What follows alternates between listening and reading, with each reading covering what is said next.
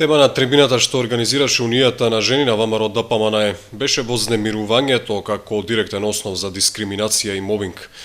Предавач беше Душко Миновски, председател на Комисијата за дискриминација и советник во Министерството за труд и социјална политика. Дефинитивно збориме за актуелноста на темата дискриминација и мобинг, затоа што тоа го препознаваме, го знаеме феноменот кој се случува цело време, ама немаме доволно сознание за што станува збор точно.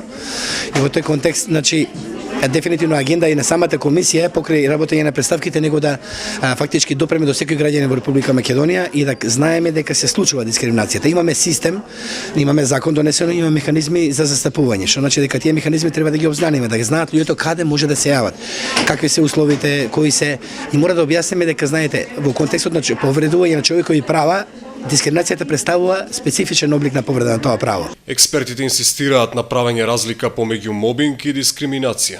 Велат дека најчувствителна сфера се работните односи. А 3 години по донесувањето на првиот закон од оваа област, бројот на поднесени представки е во постојан пораст. Имаме 210 представки, од кои што во 15 сме се констатирале дискриминација, значи даваме препорака, мислење даваме дека има дискриминација и на база на донесењето мислење носиме препорака како да се надмине. Ако не постапи дискриминаторот по однос на нашето мислење, се поведа судска постапка и во моментот имаме актуелен случај во Штип, значи каде директор на гимназија повеќе кратно дискриминира одредена професорка и очекуваме епилог судски, што значи ќе биде добро затоа што ќе се анимира јавноста, судите веќе ќе знаат да не препознава дека тука сме, постоиме, дека едноставно во тој контекст мора да ги храбриме граѓаните да поднесуваат представки. Примената на законот за психичко, физичко и сексуално вознемирување или така наречениот закон за мобинг стартуваше во јуни годинава.